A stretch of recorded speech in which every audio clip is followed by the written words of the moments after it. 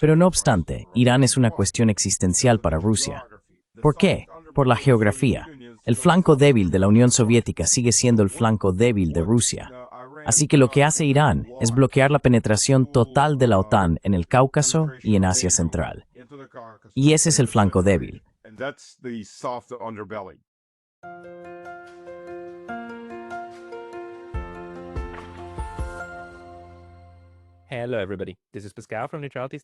Hola a todos, soy Pascal de Neutrality Studies y hoy estoy hablando con Stanislav Krapivnik, exoficial del ejército estadounidense, ejecutivo de la cadena de suministro y experto militar y político que siempre aporta una visión valiosa, especialmente sobre asuntos de seguridad en Rusia y sus alrededores. Hoy hablamos, el 19 de junio, 6 días después del ataque de Israel a Irán, y con la amenaza inminente de que Estados Unidos también lance un asalto militar total, aunque mientras hablamos ahora mismo, eso aún no ha ocurrido. ¿Qué hará Rusia en esta situación? ¿Y cómo impactará esto en la realidad geopolítica de Eurasia? Eso es lo que queremos debatir hoy. Así que Stanislav, bienvenido. Bienvenido, gracias. Sí, quiero decir, estás acostumbrado a presentar tu propio podcast, ¿verdad?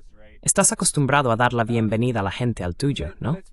Quizá empecemos por esto. Cuando te despertaste el viernes y escuchaste la noticia, ¿qué pasó por tu mente?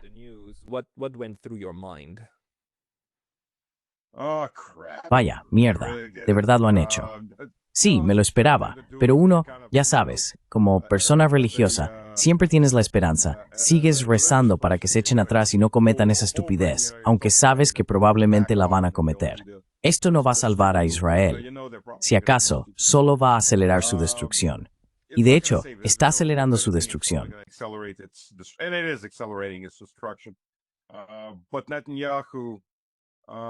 Pero para Netanyahu, no haber guerra significa cárcel, el fin de su carrera política, la pérdida de su libertad y quizá incluso el fin de su vida. Por lo que he oído y por lo que me han contado personas con las que he hablado, está dispuesto a llegar tan lejos como para provocar una guerra civil interna. Cree que puede ganarla si llega a ese punto. Sí, un pequeño país de unos 7 millones de habitantes entrando en una guerra civil. Pero ya sabes, se trata de poder. Para Jared, fuera de Ufer.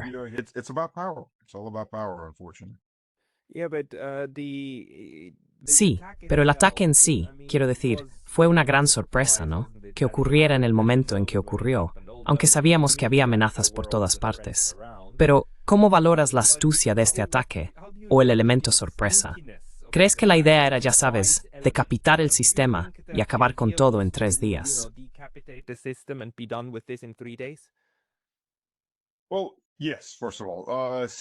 Bueno, sí, ante todo, la astucia. Eso es típico israelí. Intentar asesinar al liderazgo.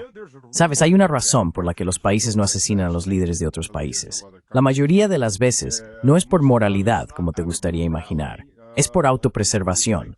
Porque, y esto es algo que la mayoría de los senadores estadounidenses y el liderazgo estadounidense son demasiado ignorantes para darse cuenta, lamentablemente, las últimas generaciones de líderes estadounidenses y occidentales son, ya sabes, como digo, todos en su sociedad son ignorantes. Pero la gente en la cima está obviamente muy mal informada o simplemente es ignorante.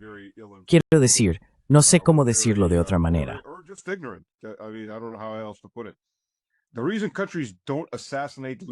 La razón por la que los países no asesinan a los líderes de otros países es porque eso abre la veda para que hagan lo mismo contigo y con tus propios dirigentes. Quizás sea difícil llegar, por ejemplo. Estados Unidos no para de gritar, ya sabes, matemos a estos líderes, matemos a aquellos líderes. Vale, claro, puede que el presidente y los altos cargos sean difíciles de alcanzar. Pero hay funcionarios de condado, hay funcionarios estatales, hay funcionarios federales de nivel bajo y medio. Todos ellos se convierten en objetivos, porque si no puedo llegar al pez gordo, iré a por el segundo o el tercero. Por eso no se asesina a los líderes de países extranjeros, porque entonces todos te devolverán el favor.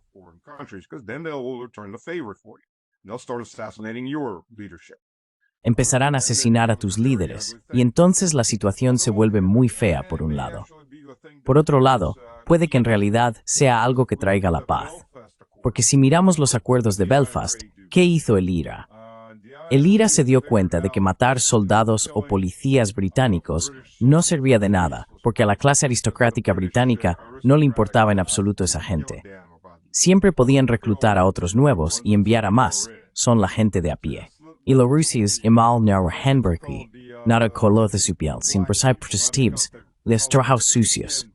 Sí, se ha samberget de que.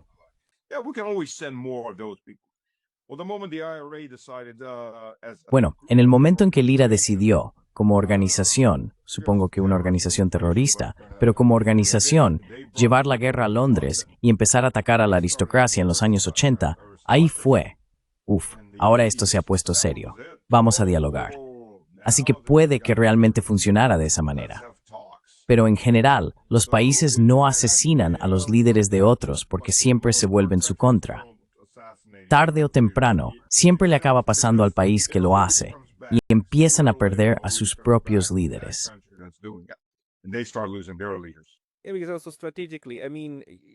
Porque también, estratégicamente, quiero decir, necesitas a alguien con quien negociar o a quien tomar el relevo. Incluso durante la Segunda Guerra Mundial en Japón, Estados Unidos no apuntó al emperador ni al gabinete porque querían que se rindieran, y necesitas que la estructura esté en su lugar para que se produzca la rendición. ¿Crees que ahora se está siguiendo una estrategia similar en Irán? Es decir, han atacado al alto mando militar, pero tenemos estos informes en las noticias y a Donald Trump declarando públicamente que no estuvo de acuerdo con un asesinato de Khamenei.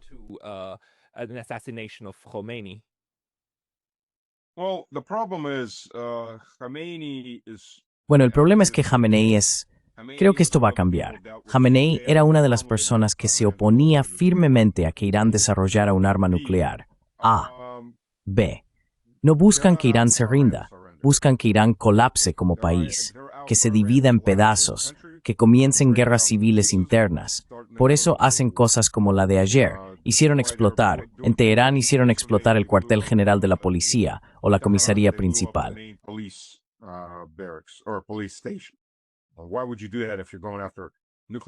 ¿Por qué harías eso si vas tras armas nucleares o luchando en una guerra? La policía son objetivos secundarios, irrelevantes. Hay muchos otros objetivos, pero si intentas romper la cohesión nacional, e Irán no es un país persa uniforme, los persas son aproximadamente un 68% de la población, pero hay otras nacionalidades. Estados Unidos, a su vez, e Israel intentan que se levanten en una revuelta. Es una maniobra típica, intentar dividir a todos en pequeños grupos y hacer que luchen entre sí, lo mismo que hicieron en Europa y Libia, y luego tratar de controlar el caos que has creado. El otro problema, por supuesto, es que no sabes quién vendrá después de estas personas. Es el dilema de elegir entre el diablo que conoces y lo desconocido.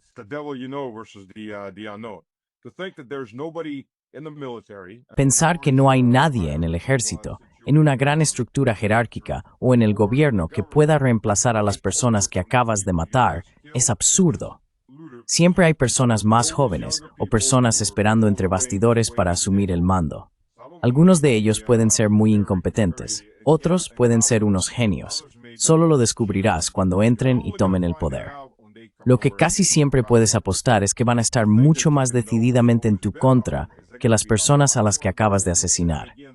Así que, ya sabes, es un riesgo bastante grande.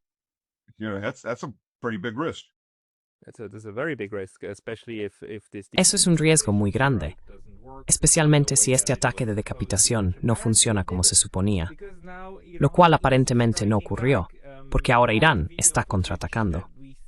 Por las imágenes de video que vemos y los informes que escuchamos, ¿cuál es tu evaluación de las capacidades defensivas reales de Irán para derribar o al menos defenderse de parte de lo que les está llegando, y también de sus capacidades ofensivas para atacar a Israel? Porque por primera vez estamos viendo a alguien que realmente es capaz de atacar a Israel, hasta el punto de que Israel ha dicho, apagón, no más comunicación sobre esto. No temo que la gente vea estos vídeos.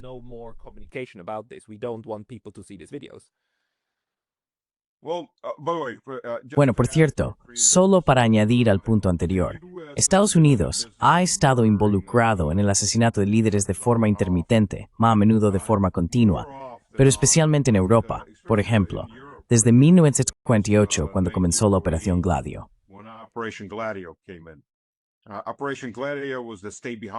La Operación Gladio fue el ejército de resistencia, los ejércitos secretos que la CIA estaba creando por toda Europa y también en países neutrales de Europa.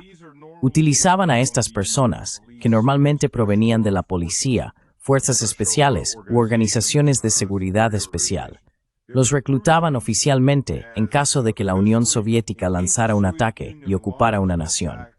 Ellos formarían la base del movimiento partisano o guerrillero contra los ocupantes. En realidad, estas personas se utilizaban para avanzar los planes estadounidenses y a menudo había terrorismo y asesinatos. Italia fue especialmente afectada por esto.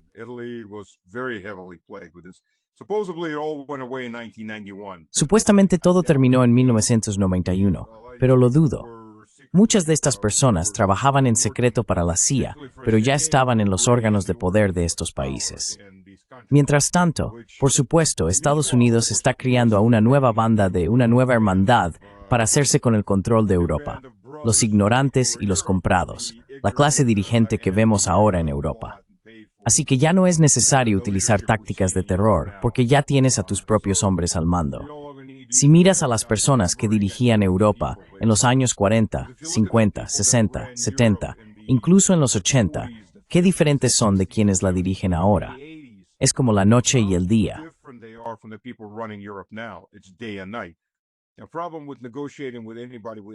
El problema de negociar con cualquiera en Europa es que, salvo unas pocas excepciones, y esto también se aplica a Asia Oriental, hacen lo mismo.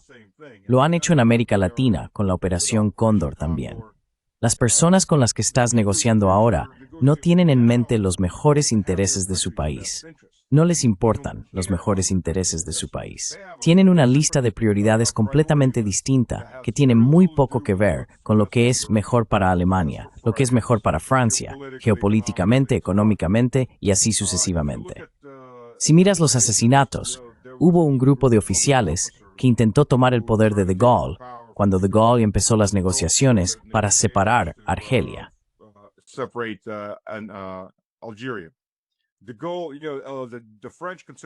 Los franceses consideraban Argelia como una parte integral de Francia, pero De Gaulle lo miró y dijo, ya sabes, si estas personas tienen pasaportes franceses, nos van a inundar, porque se están reproduciendo muchísimo más rápido que nosotros. Y tarde o temprano van a empezar a venir en la otra dirección.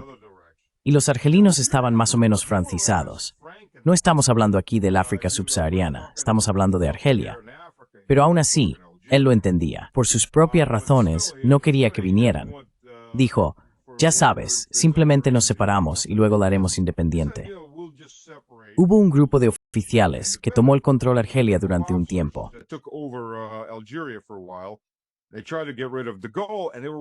Intentaron deshacerse de De Gaulle y estaban trabajando directamente con la CIA, y la CIA se mantenía detrás de las fuerzas, el grupo Gladio.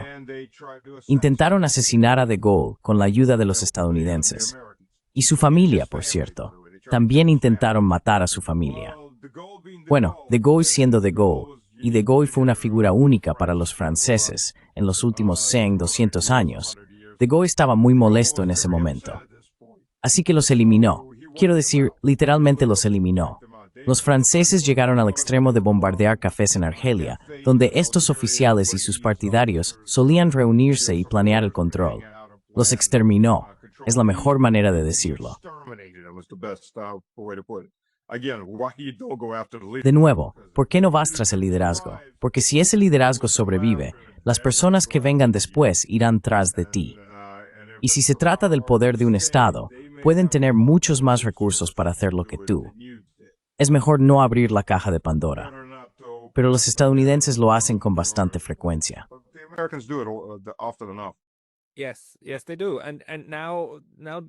Sí, lo hacen. Y ahora han creado otro problema. otro atolladero, porque ¿qué hará Rusia? Quiero decir, la idea de que esto solo va a ser Israel y Estados Unidos, ya sea de manera encubierta o abierta, contra Irán, subestima la complejidad de esto. No solo la geografía, sino también la política de quién interactúa con quién. Entonces, ¿cuál es tu valoración de cómo ve Rusia esta situación? Hemos oído que, al parecer, Vladimir Putin se ha ofrecido a mediar, lo cual me parece un gesto muy amable, pero no me da la impresión de que ni Israel ni Estados Unidos realmente quieran una mediación en este momento. Así que, ¿cómo está viendo Rusia esto?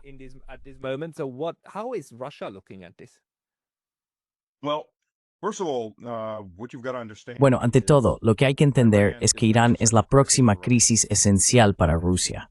No lo expresan tanto, pero lo es. No es el mismo nivel de crisis social que Ucrania, que está llena de rusos. Realísticamente, ya sabes, Ucrania es una creación artificial de Lenin, y el Donbass, todo desde Kiev hacia el este, siempre fue étnicamente ruso. No solo de habla rusa, sino étnicamente ruso.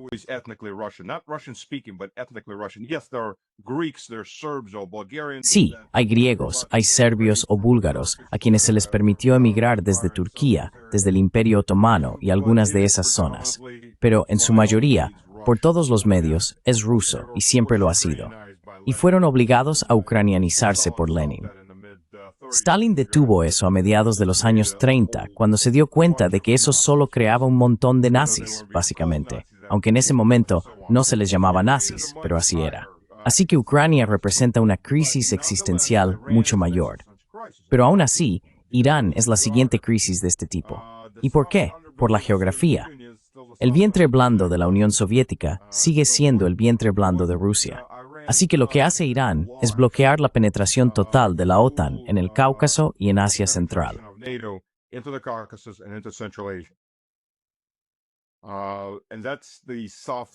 Y ese es el punto vulnerable. Hoy en día ya no es tanto el Cáucaso. Hemos tenido Chechenia, Chechenia II. Georgia, al menos por ahora, está más o menos firmemente del lado de Rusia, quieran o no decirlo abiertamente. Y tanto Estados Unidos como Reino Unido han aprobado una serie de leyes para expulsar a Sueño Georgiano y Libertad para la Democracia. Es decir, no importa lo que haga la gente, ahora es nuestra democracia, no vuestra democracia. Vosotros sois los pequeños, es nuestra democracia, ese tipo de concepto. Pero luego llegas a Asia Central. Quiero decir, la frontera con Kazajistán supera los 3.000 kilómetros. Es una frontera enorme. Luego están los otros países de Asia Central ahí.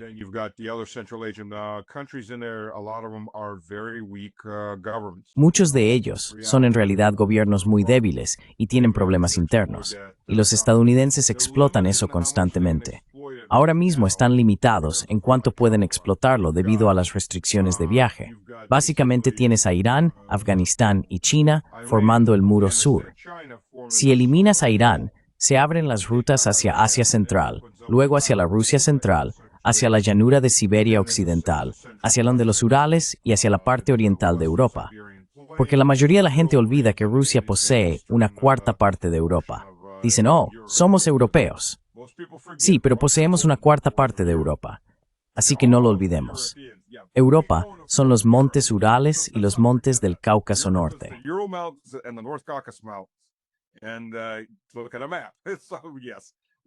Y mira el mapa. Así que sí, poseemos más de Europa que, bueno, sí. Solo el tamaño de Rusia en sí es gigantesco. Krasnodar. Tenemos repúblicas u oblasts, krais. En Siberia hay territorios más grandes que toda la UE. Quiero decir, es una masa de tierra gigantesca. Y de nuevo, la frontera es enorme. No puedes controlar toda esa frontera. Es decir, no sabes, simplemente no puedes hacerlo. Incluso si construyes muros a lo largo de toda ella, aún no puedes controlar toda esa zona fronteriza. Y eso se convierte en una crisis existencial si los gobiernos de estos países caen o se alinean completamente con Occidente y empiezan a patrocinar el terrorismo o intentos de revueltas.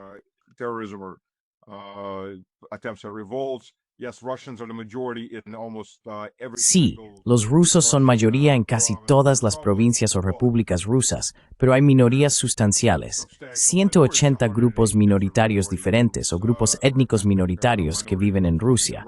Los tártaros, que en realidad son los búlgaros del Volga, los comunistas los rebautizaron como tártaros, son el grupo más grande en la zona de Kazán.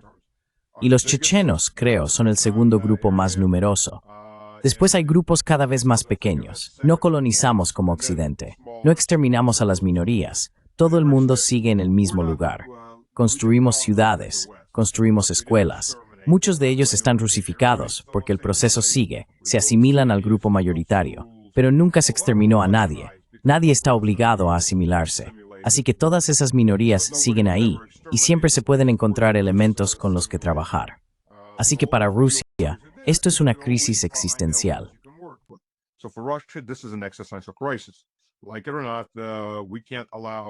Nos guste o no, no podemos permitir que Irán caiga. Ahora bien, dicho esto, aquí hay dos cosas en juego. Primero, Rusia siempre intenta tomar el enfoque diplomático. Los rusos no quieren la guerra. Sí, va en contra de todos los estereotipos occidentales, pero si lo miras de forma realista, la mayoría de nuestras guerras empezaron cuando nos atacaron.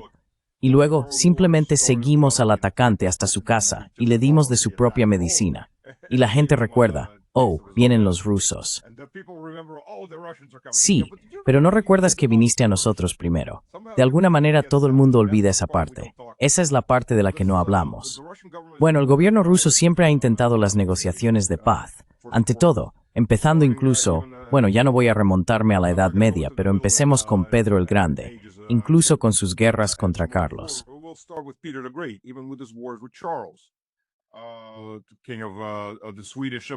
Rey del Imperio Sueco, que dejó de ser un imperio después de esas guerras, le escribió varias veces: detén esto, negociemos, paremos. Y al final, incluso los territorios que Rusia tomó, los compró oficialmente. En las negociaciones de paz, pagó dinero, aunque hubiera conquistado esos territorios en la guerra. Aún así, pagó dinero a Suecia.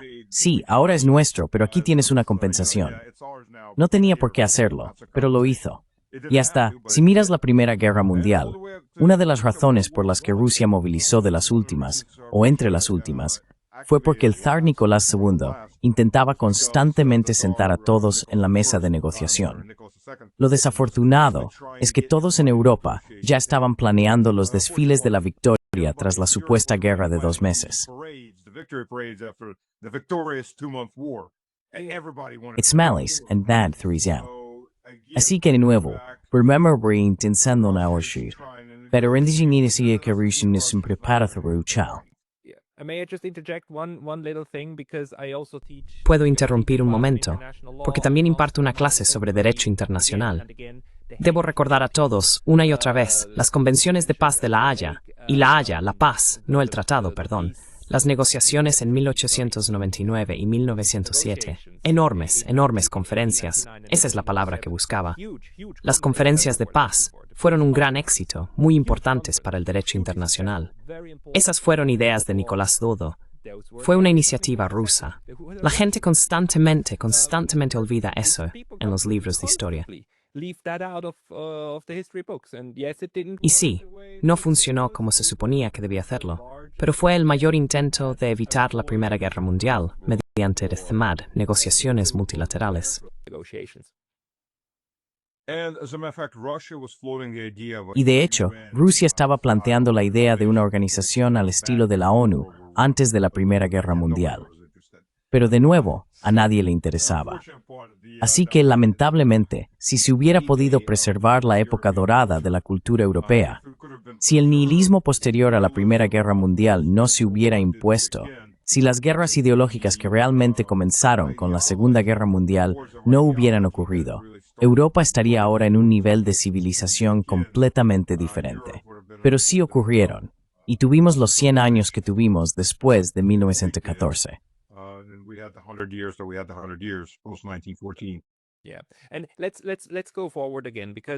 Sí, y volvamos a avanzar, porque ¿qué significa esto ahora para el enfoque de Rusia hacia la nueva guerra en y sobre Irán?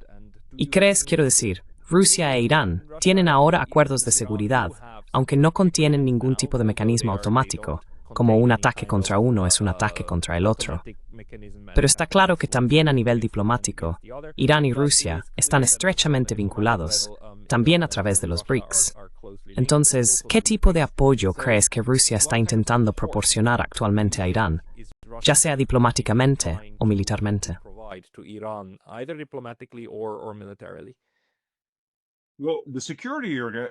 Bueno, los acuerdos de seguridad, eso es otra cosa. Rusia ratificó su parte. Irán no la había ratificado hasta hace 2 días.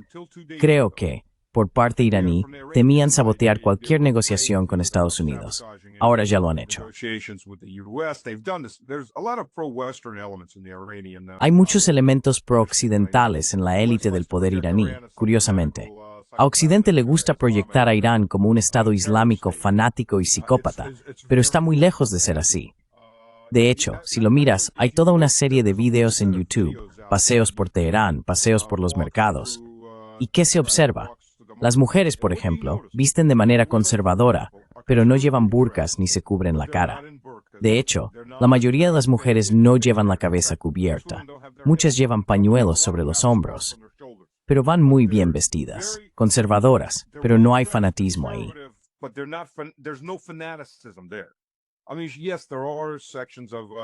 Quiero decir, sí, hay zonas de Teherán que son extremadamente religiosas. Algunos barrios son semi-religiosos. Las mujeres llevan la cabeza cubierta y todo lo demás. No llevan la cara cubierta, pero sí la cabeza. Pero luego llegas a otras zonas que no se parecen en nada a eso. No hay policía religiosa como en Arabia Saudí, corriendo de un lado a otro, dispuestos a apalear a la gente porque, oh, miraste de forma incorrecta, o se te resbaló el velo, o cualquier otra cosa. No hay absolutamente nada parecido. Es una sociedad conservadora y moderna. Eso para empezar. Así que la mayoría de los estadounidenses no tienen ni idea de contra qué están luchando. En segundo lugar, ¿cuándo fue la última vez que Irán declaró la guerra a alguien?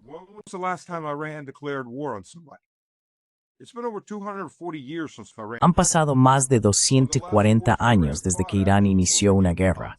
Una de las últimas guerras que Irán libró fue en realidad contra nosotros, y los británicos. Sí, los británicos.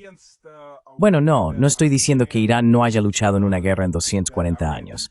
Irán no ha iniciado una guerra en 240 años. Sí. No, lo que quiero decir es que en la Segunda Guerra Mundial, la Unión Soviética y el Reino Unido invadieron conjuntamente Irán, que era neutral.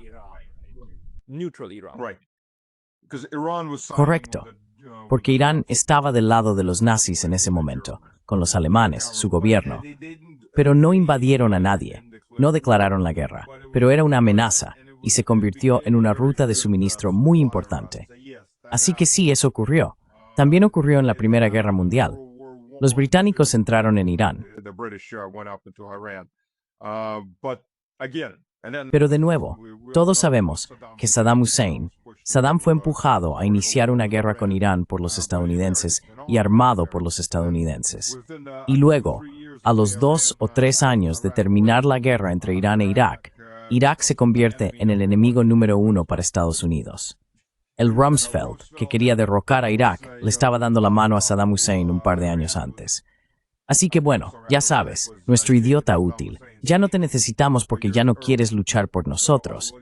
Vale, pues ahora eres el enemigo. Y eso también es típico de la política estadounidense. Pero creo que, en este caso, Irán intentaba no provocar a Estados Unidos, así que no ratificó el acuerdo. Ratificó el acuerdo de defensa mutua hace 2 días.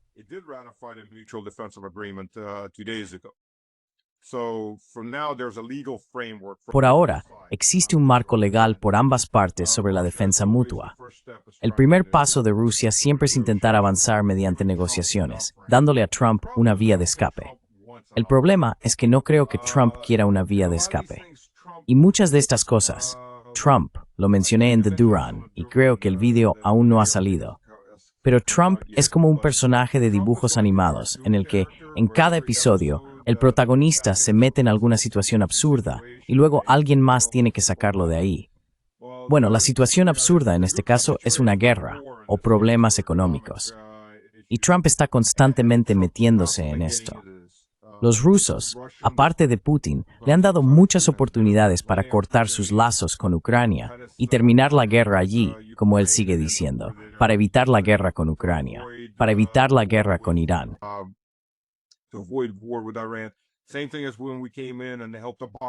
Lo mismo que cuando llegamos y ayudamos a Obama cuando quería una guerra con Siria, que ante todo iba a ser desastrosa para Estados Unidos. Dijeron, mira, hagamos que los sirios desmantelen sus armas químicas. Entonces no hay motivo para la guerra, porque el motivo oficial para la guerra era el ataque con armas químicas, armas de destrucción masiva. Por cierto, Estados Unidos todavía tiene sus armas químicas. Firmó un acuerdo con Rusia. Rusia destruyó sus armas químicas. Estados Unidos estaba retrasando. Y luego la razón final que dio Estados Unidos para no destruir sus armas químicas fue, no podemos permitirnos el incinerador. ¿En serio? ¿Eso es verdad? Esa fue literalmente la respuesta del lado estadounidense. Simplemente no tenemos dinero para un incinerador. Los grandes portaaviones se están llevando todos los miles de millones. No podemos incinerar las armas, lo siento, pero gracias por incinerar vuestras armas. Así que sí, hasta ahí llega la confianza que se puede tener en Estados Unidos. Quiero decir, tiene que ser inspeccionado constantemente. Sí, pero necesitas esta verificación. Y por eso ya sabes, la perfidia de todo esto, por supuesto, es que atacas a Irak acusándolo de tener armas que no tiene. Atacas a Siria acusándola de tener armas que no tiene. Y haces lo mismo con Irán y les dices, oh, no entregaron las armas que no tienen. Quiero decir, no tienes nada que entregar, ¿verdad? Sí, pero lamentablemente sigue funcionando.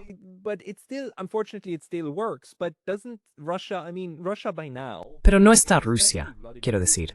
Rusia a estas alturas, especialmente Vladimir Putin, que lleva tanto tiempo en el poder, y el señor Lavrov, que también lleva tanto tiempo, no están ya acostumbrados a este tipo de artimañas estadounidenses. ¿Y no crees que deben de tener una estrategia para lidiar con esta forma engañosa de llevar a cabo acciones diplomáticas y militares al mismo tiempo?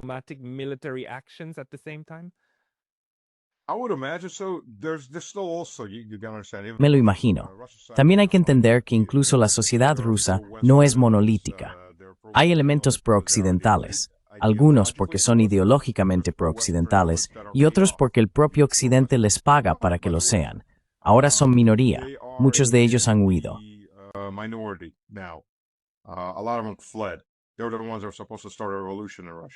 Ellos son los que se supone que deben iniciar una revolución en Rusia. Pero Rusia ha tomado muchas medidas, no tantas como China, pero Rusia ha tomado muchas medidas para controlar su esfera informativa. Irán, no tanto. Y muchos de estos países están bajo un bombardeo e infiltración constantes por parte de las esferas informativas occidentales. Eso se convierte en un gran problema. Y eso es algo que el propio BRICS va a tener que afrontar más pronto que tarde. ¿Sabes? Si no tienes tus propias plataformas, tus propias aplicaciones de mensajería, tus propias redes sociales, entonces estás a merced de quien sí las tenga. Da por hecho que cualquier plataforma que tengas va a ser espiada. La pregunta es, ¿quién la está espiando?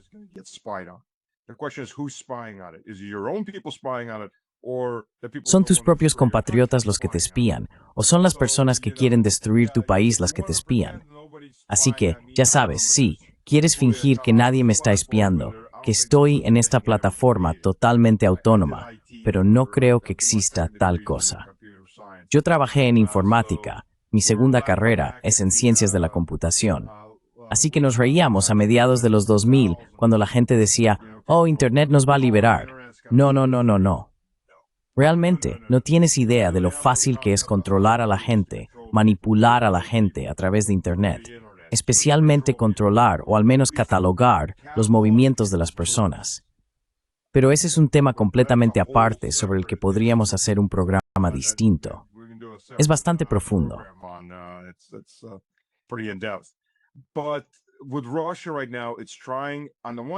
Pero con Rusia ahora mismo, por un lado, está intentando negociar. Por otro lado, hay sistemas S-400 rusos en Irán. Te garantizo que hay rusos allí sobre el terreno, al menos instructores, para tener cierto control y hacer preparativos. Hay casas de fabricación rusa en el terreno. No fueron destruidos, la serie Su, no los MiG bosnios en este momento. Ahora, a medida que avanzan las cosas, en primer lugar, Irán tiene que pedir ayuda mediante estos acuerdos. Ya sabes, Rusia no va a intervenir sin más.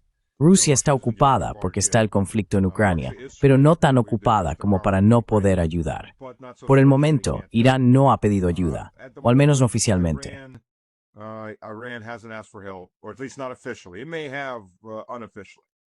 Puede que haya sido de manera extraoficial. La ruta de suministro hacia Irán es muy sencilla, obviamente, el mar Caspio. Rusia garantizado. Pero una de las cosas que Rusia hará por Irán es suministrarle combustible. Irán puede ser exportador de petróleo, pero es importador de gasolina y diésel, carburante. Irán ha tenido problemas con la electricidad. Por eso, Rusia está construyendo centrales nucleares en Irán, centrales nucleares civiles, porque Irán no tiene suficiente electricidad para su economía.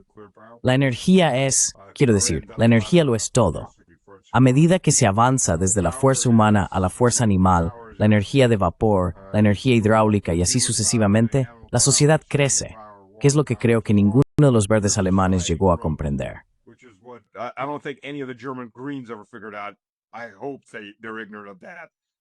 Espero que sean ignorantes de eso, porque si no lo son, entonces son personas muy malvadas que quieren devolver a todos a un estilo de vida anterior a 1900, en el mejor de los casos. Así que esa es una de las cosas en las que Rusia va a ayudar.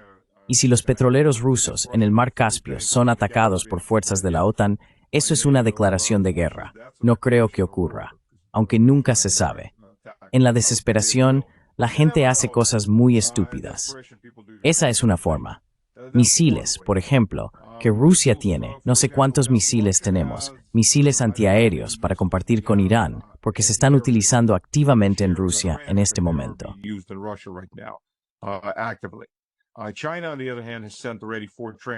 China, por otro lado, ya ha enviado 4 transportes militares a Irán, básicamente desafiando a los israelíes a atacar un avión chino.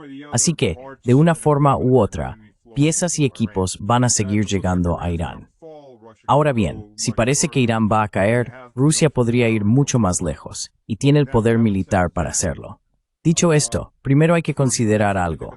Lo más probable es que Irán esté empezando a quedarse sin misiles antiaéreos, y lo mismo ocurre con todo Occidente, e Israel, ante todo. La realidad es que en un combate intensivo de misiles, nadie tiene suficientes misiles.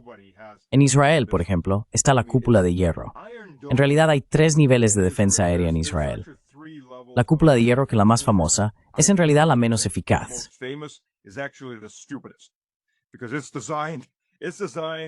Porque está diseñado principalmente para cohetes no guiados de corto alcance que salen de Gaza o de Hezbollah.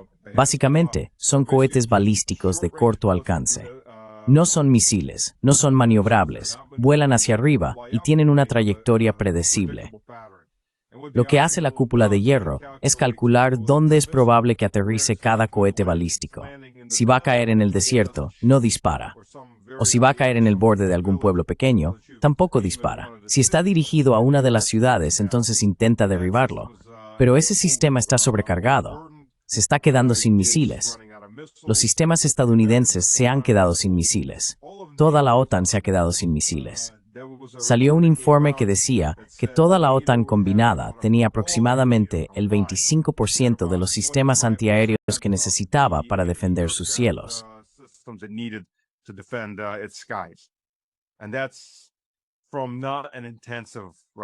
Y eso ni siquiera es en una guerra intensiva. Si miras solo el sistema Patriot, tienes que recordar una cosa sobre los fabricantes militares estadounidenses, especialmente los modernos. Su trabajo no es crear un sistema bien hecho y eficiente. Su trabajo es crear fuentes de riqueza, flujos de ingresos. Una de las formas de hacerlo es fabricando equipos que se rompen mucho.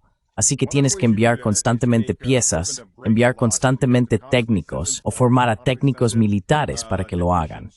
Y todo eso son fuentes de ingresos. Ya sabes, es el mismo argumento. Te vendemos la cafetera barata, pero a partir de ahora estarás comprando el café. Ahí es donde ganamos dinero, en el café o en las impresoras.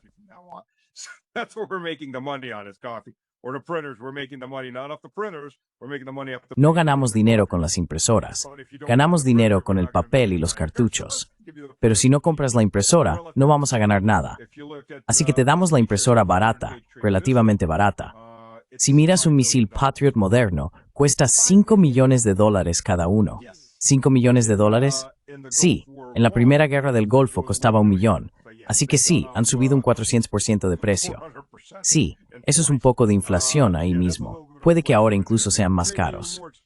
Y aquí está la razón por la que son tan caros. Una de las principales razones por las que son tan caros. No es solo porque el gobierno de Estados Unidos esté dispuesto a pagar eso. Es porque Raytheon ha aumentado la fabricación de misiles porque la demanda ha subido.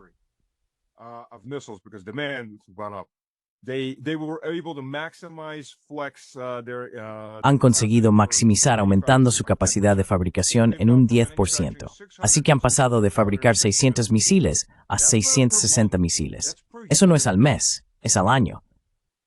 Si envían los 660 misiles de una vez a Ucrania al ritmo de disparo promedio, 2 misiles por objetivo, eso es suficiente para unos 4 días, considerando cuánto está saturando Rusia a Ucrania con drones pesados y misiles balísticos. Y ni siquiera vamos a hablar de los hipersónicos, porque el Patriot no puede hacer nada contra un misil hipersónico. Solo por el hecho de que un misil hipersónico, por definición, no se trata solo de velocidad, sino también de maniobrabilidad. Así que de entrada es inútil.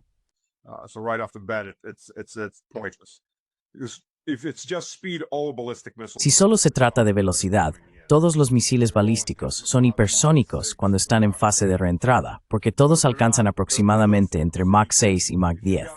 Pero son balísticos, así que si tienes suficiente tiempo, puedes predecir una trayectoria en la que puedes lanzar un misil delante de él, liberar una lluvia de metralla e intentar destruir ese misil. Pero luego tienes el sistema THAAD estadounidense, que es el sistema más nuevo.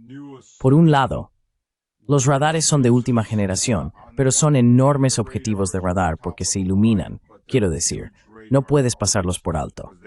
Por otro lado, utilizan tecnología de impacto directo.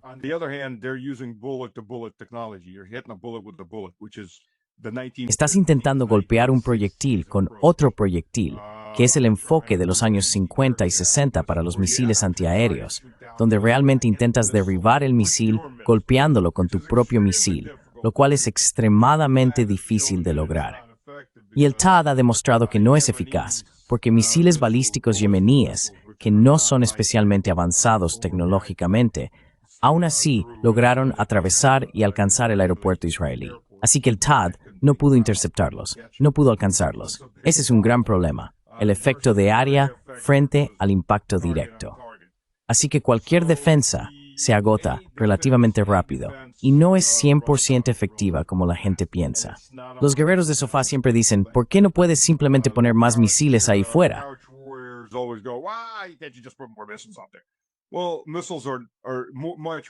Bueno, los misiles suelen ser mucho más caros, los misiles antiaéreos, que lo que te están lanzando.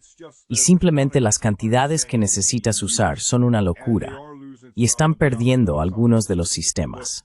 Si miras algunos de los videos antes de que los israelíes empezaran una gran represión sobre la publicación de videos, hay lanzadores ubicados en barrios civiles. Los ves lanzar, y luego algo les impacta. Muchas veces, eso es un misil maniobrable, así que no es un misil balístico, es un misil maniobrable, quizá hipersónico, y normalmente estarán en la segunda oleada que entra porque quieres que el enemigo se delate.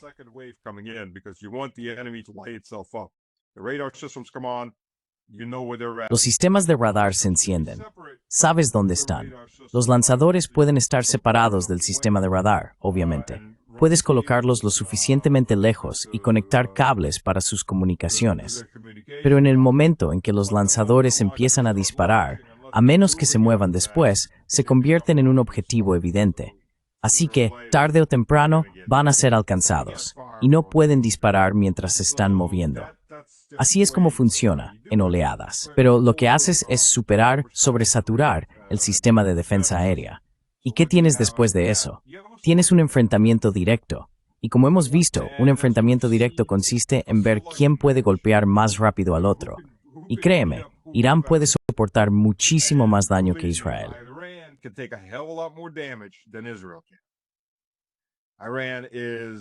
Irán tiene 90 millones de habitantes frente a los 7 de Israel.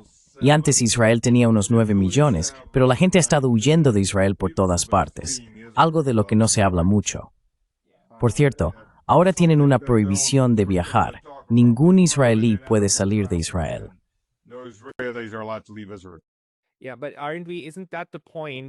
Sí, pero ¿no es ese precisamente el punto en el que, razonando lógicamente, Israel empezaría a considerar esto no solo como una guerra convencional, sino como una crisis existencial? Y es ahí donde empezarían a usar su arsenal nuclear.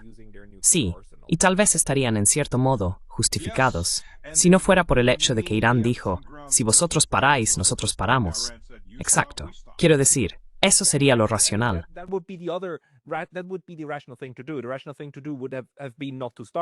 Lo racional habría sido no empezarlo y buscar una solución diplomática. Pero la solución diplomática ha sido destruida, y no solo esta vez. Se hizo añicos en 2018. La han desmantelado tantas veces que parece que lo que realmente buscan es una guerra total. Y entonces, o bien Estados Unidos interviene y utiliza sus capacidades, o los israelíes recurren a lo nuclear y le dicen a todo el mundo, no teníamos otra opción. Quiero decir, ¿ves algún otro escenario posible?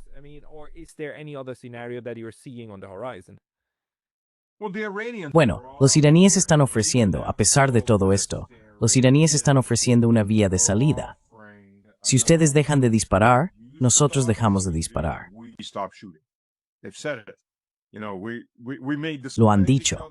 Sabes, podemos despreciarnos, seremos enemigos, pero si dejas de disparar tus misiles, nosotros dejamos de disparar los nuestros.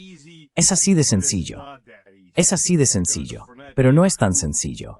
Porque para Netanyahu, especialmente después de esto, después de que barrios enteros están siendo destruidos y empiezan a parecerse más a las víctimas de Israel que a Israel mismo, de repente sus posibilidades de supervivencia se han reducido a cero. Y curiosamente, con Netanyahu estamos tratando con el mismo nivel de escoria que vemos en Zelensky y otras personas.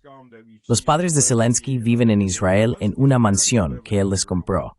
Su esposa y sus hijos viven en Londres. Zelensky está fuera del país tanto como puede.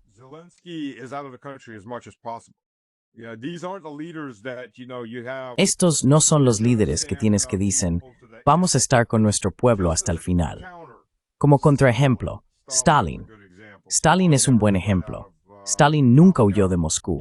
De hecho, la gente huía de Moscú mientras los alemanes se acercaban, y él puso fuerzas de bloqueo para asegurarse de que nadie del gobierno huyera, llegando incluso a ejecutar a quien fuera sorprendido escapando del gobierno. El gobierno iba a quedarse y a luchar hasta el final. Los dos hijos de Stalin eran oficiales del Ejército Rojo. El hijo mayor de Stalin era oficial de artillería y fue hecho prisionero, y los alemanes ofrecieron intercambiarlo por un par de generales. Esto habría sido un gran golpe de efecto propagandístico.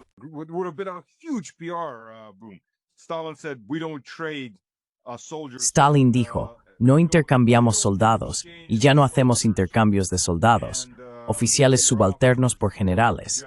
Dijo, no, mi hijo está allí. Y su hijo se suicidó porque entendió lo que significaba para los alemanes. Solo estaba en un campo de prisioneros de guerra. Empezó a caminar hacia los alambres de espino, intentando cruzar la valla. Los alemanes intentaron detenerlo, dispararon a su cabeza mientras intentaba escapar, y al final tuvieron que matarlo. Se enfrentó a los guardias en el acto, así que sabía lo que estaba pasando. Su hijo menor era piloto. Ahora, de nuevo, míralo de esta manera. La familia del liderazgo está luchando en contraste con el liderazgo de hoy en día.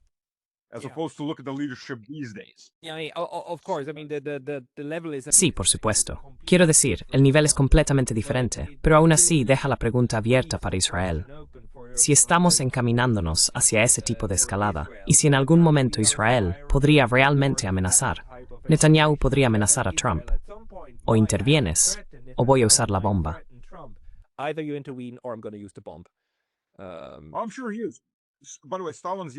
Estoy seguro de que lo es. Por cierto, el hijo menor de Stalin, que era piloto de combate, volaba sin paracaídas.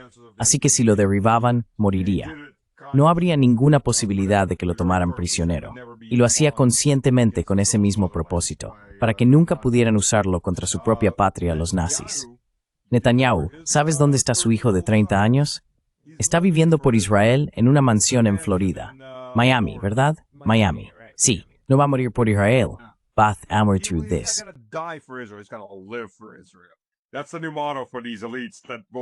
Ese es el nuevo lema de estas élites, que nunca enviarán a sus hijos a hacer las cosas a las que mandan a la gente común.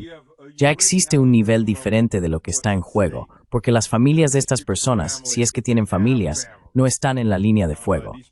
No se juegan tanto, como suelen decir los estadounidenses, y están protegidos, simplemente protegidos. Sí, absolutamente, absolutamente. Así que para ellos es más fácil escalar la situación.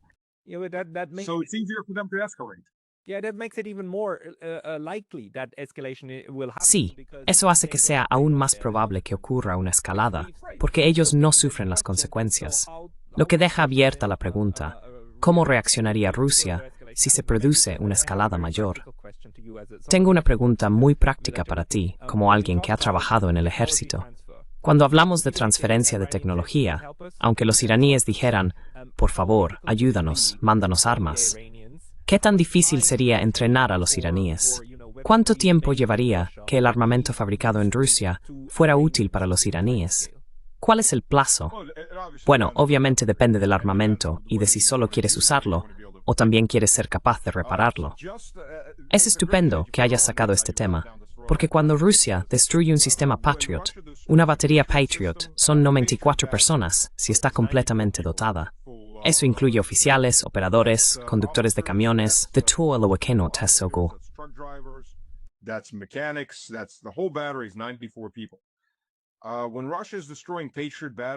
Cuando Rusia está destruyendo baterías Patriot ahora mismo en Ucrania, no son ucranianos los que están muriendo. Son estadounidenses, británicos, alemanes o polacos los que están muriendo. Porque formar a un mecánico básico para un sistema Patriot lleva 52 semanas, más de un año. Sí, son sistemas muy complicados. Estás tratando con radares, estás tratando con sistemas de misiles. Para formar a los oficiales se tarda aproximadamente un año. Perdón, dijiste semanas, no meses, semanas. Un año, perdón, que es casi un año. Sí, para formar a un oficial que controla el sistema, se tarda casi un año en formar a los operadores básicos. Y esto no es solo para los Patriot, es lo mismo con los S-400, S-300.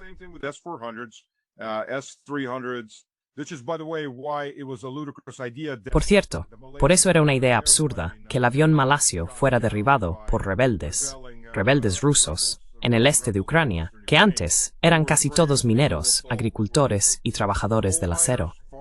No te sientas simplemente detrás de un sistema antiaéreo moderno, aunque sea de los años 70 u 80, y lo opero haces. Es un equipo muy complicado, porque no es solo un lanzador. Es un radar, un sistema de adquisición, un sistema de control y un lanzador. El lanzador es solo aproximadamente la mitad del sistema. Hay diferentes vehículos con distintos sistemas integrados. Y es lo mismo, ya sabes, lo que ves en los videos, ves el lanzador S-400 o S-300 con los grandes tubos que se levantan y lanzan.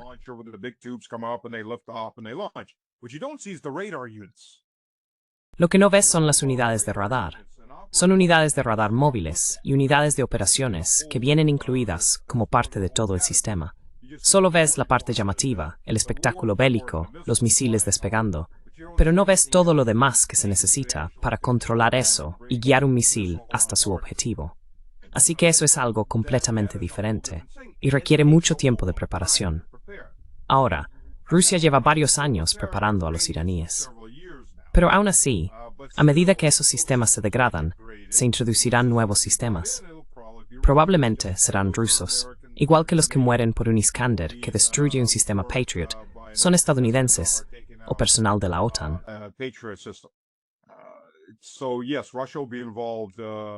Así que sí, Rusia estará involucrada al 100%. Puede que sea una guerra por poderes para Rusia, como una pequeña devolución de favor a Estados Unidos por Ucrania. Pero seguirán siendo rusos los que estén allí, igual que había rusos en los sistemas antiaéreos en Vietnam, soviéticos en ese caso. Así que tu valoración es que, ocurra lo que ocurra, si se va a usar tecnología rusa en Irán para defenderse de un ataque estadounidense-israelí, entonces habrá fuerzas estadounidenses y rusas disparándose entre sí en la práctica, aunque no lo admitan directamente, igual que no se admite en Ucrania. Exacto, exacto. Sabes, Hakseth, este es un ejemplo perfecto.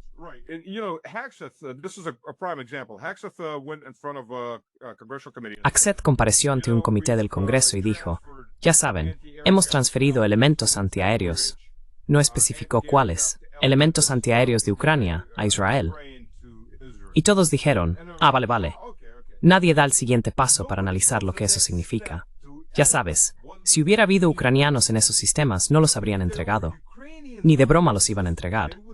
Habría habido un problema para sacarlos de allí. Es como quitarle un caramelo a un niño que ya lo tiene en la boca. El niño dice, no lo voy a soltar. No puedo vivir sin este caramelo. Es el mismo concepto. ¿Por qué pudieron sacarlo tan fácilmente?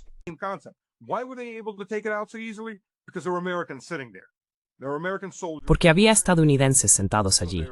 Había soldados estadounidenses operando esos sistemas. Así que lo recogieron todo, se dieron la vuelta y se marcharon. Y ya sabes, está en manos de estadounidenses. Esa es la implicación que nadie se tomó el siguiente paso de considerar. Espera un momento. ¿Cómo lo hicisteis tan rápido? ¿Quién conduce los camiones? ¿Quién opera el misil? Vale, ahora lo entendemos. Esa es la implicación si lo analizas un poco más, pero nunca se menciona como un pequeño dato. Así que, lo mismo aquí. Por cierto, el sistema THAAD que está en Israel está completamente operado por estadounidenses, y eso nunca fue un hecho oculto.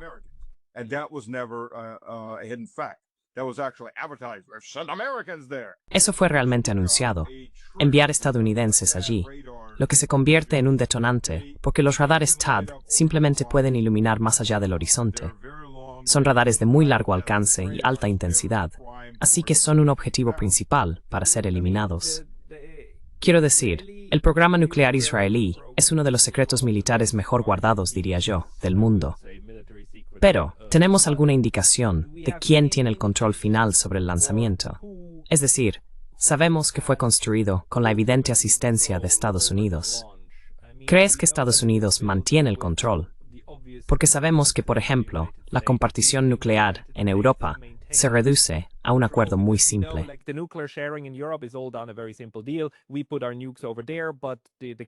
Colocamos nuestras armas nucleares allí, pero la llave la tenemos nosotros. ¿Crees que con los iraníes, con los israelíes, los estadounidenses realmente entregaron las llaves? ¿Están las llaves en manos de los israelíes?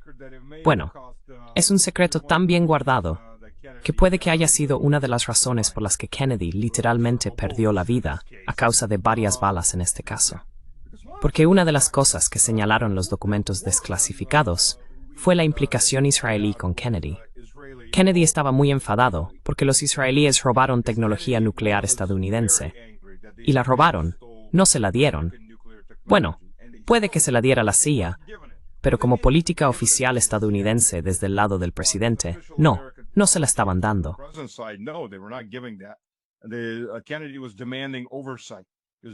Kennedy exigía supervisión, exigía una revisión y la terminación del intercambio de información, y Kennedy murió. Y eso se detuvo con él. Pero en ese mismo momento es cuando los israelíes realmente empezaron a comprar al gobierno estadounidense. Y lo compraron por completo, sin reservas. Eso no es, sabes, no hay que menospreciar ese logro.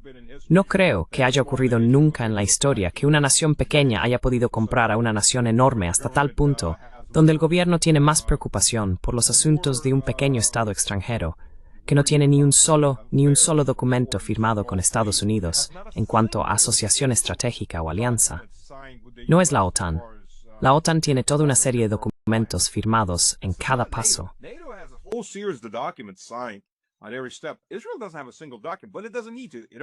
Israel no tiene un solo documento, pero no lo necesita. Controla al gobierno estadounidense. Quiero decir, ya sabes, a los congresistas no se les pregunta sobre la doble nacionalidad. Y eso es una locura si lo piensas. Tus miembros del Parlamento tienen doble nacionalidad. Entonces, ¿a quién sirven realmente desde el principio?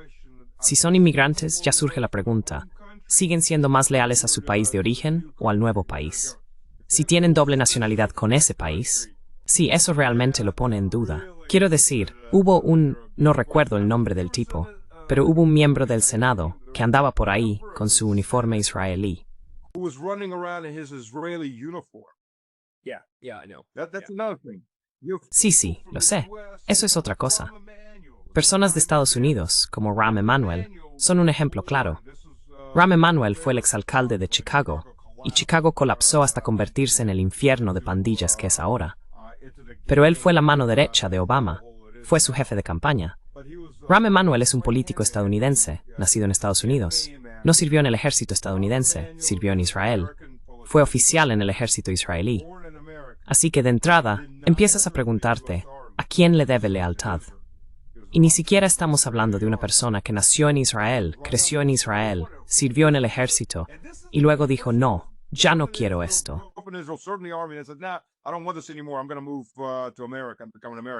Me voy a mudar a América y me voy a convertir en estadounidense. No, esto es un estadounidense que quiere servir en una nación extranjera, lo cual, por cierto, va en contra de la ley estadounidense. Pero ya sabes, ¿quién lleva la cuenta? Y luego regresa y se convierte en político estadounidense. Así que, obviamente, la pregunta es, ¿dónde están tus lealtades? Sí.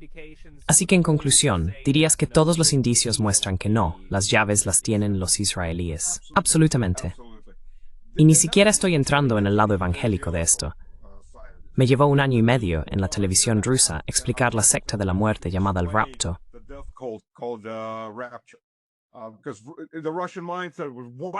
Porque la mentalidad rusa se preguntaba, ¿por qué están haciendo esto? Los israelíes no son precisamente amigos de muchos cristianos tradicionales. Aproximadamente el 10% de la población palestina son cristianos ortodoxos y católicos. Los libaneses son un 30% cristianos, católicos y ortodoxos. Ellos también están siendo atacados. ¿Por qué los grupos cristianos apoyan, o por qué grandes cantidades de grupos cristianos apoyan a Israel tan ciegamente, hasta el punto de que Hagel dice, ya sabes, espero que mis hijos luchen por Israel? Eso lo dijo en una de sus entrevistas. ¿Estás loco? Así que eres el ministro de Defensa o secretario de Defensa de Estados Unidos, y esperas que tus hijos luchen por un país extranjero.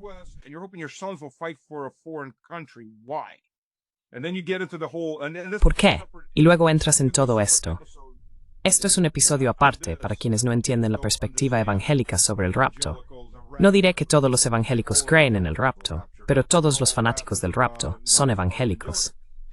Y el rapto no es una doctrina herética que surgió, y no es teología cristiana. Se originó en 1833 con Charles Darby, pero hay mucha gente que lo quiere. Necesitan el fin del mundo para transportados al cielo sin tener que morir. Y el fin del mundo significa el Armagedón. Armagedón significa el tercer templo. El tercer templo significa un Israel étnicamente puro y religiosamente puro. Así que sí, si juntas todo esto,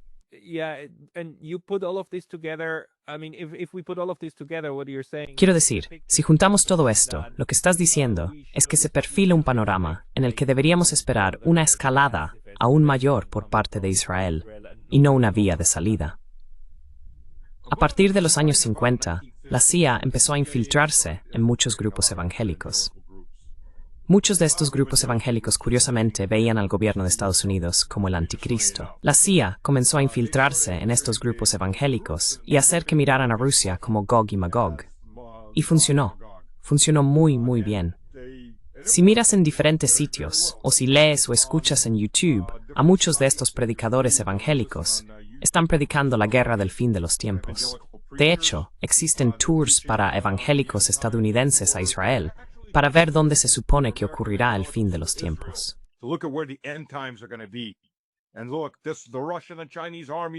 Y mira, los ejércitos ruso y chino vendrán por aquí, y Dios los castigará. Y lo ves y piensas, esta gente está loca. Pero muchos de ellos están en el gobierno de Estados Unidos, en las altas esferas del gobierno estadounidense, y no solo en el gobierno de Estados Unidos. Así que, quiero decir, hay 80 millones de evangélicos en Smalls. ¿Qué porcentaje de ellos cree en el rapto? No lo sé, pero diría que es la mayoría. Y empiezas a darte cuenta, cuando juntas todo esto, que empieza a formar su propia lógica. Porque si separas estos elementos, no tiene ningún sentido. ¿Por qué arriesgarías toda tu nación por un país con el que no tienes ni un solo acuerdo firmado? Es un nivel de integración insano entre estas dos naciones. It's an insane level of integration of these two nations. I mean, we lack a proper word for this. Quiero decir, nos falta una palabra adecuada para este tipo de integración. Pero Stanislav, estamos llegando a la hora. Las personas que quieran ver más de ti, supongo que deberían ir a tu canal de YouTube. ¿O dónde más deberían encontrarte? Bien, mi canal de YouTube es Mr. Slavic Man. Slavic con K, no con C. Mis dos canales de Telegram. Si hablas ruso, mi canal de Telegram es Stas Today of Ratna. Si hablas inglés, mi canal de Telegram es Stas Was There. Bien, pondré los enlaces en la descripción de abajo y te volveremos a invitar porque seguro que las cosas evolucionarán. Stanislav, muchas gracias por tu tiempo hoy. Gracias. Seguro que las cosas evolucionarán antes de la hora de comer. Gracias. Thank you.